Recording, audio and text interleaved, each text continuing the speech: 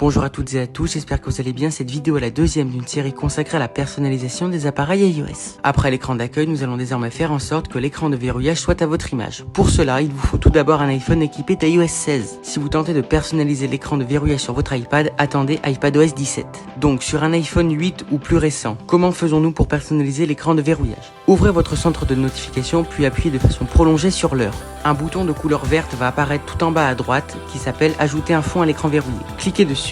Vous allez arriver sur une page vous présentant une multitude de fonds d'écran, sélectionnez celui qui vous intéresse. Si vous n'êtes pas fan de la police et de la couleur des chiffres de l'horloge, vous pouvez les modifier en cliquant sur l'horloge et en utilisant les options de personnalisation de police et de couleurs proposées. Enfin, si vous êtes fan de widgets, vous pouvez en rajouter dans la limite de 2 maximum sur votre écran de verrouillage. Pour cela, cliquez sur le bouton Ajouter un widget situé sous l'heure.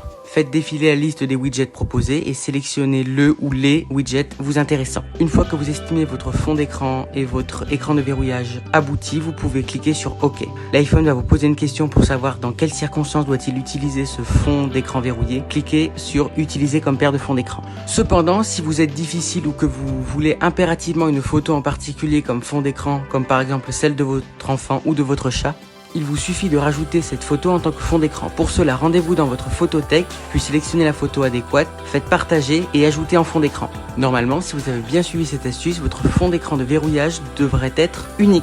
Cette vidéo est à présent terminée. Si elle vous a plu, n'hésitez pas à la liker, à la commenter, à la partager et à vous abonner. Si vous avez des questions ou suggestions, n'hésitez pas à les faire dans les commentaires. Moi, je vous dis à bientôt. Ciao!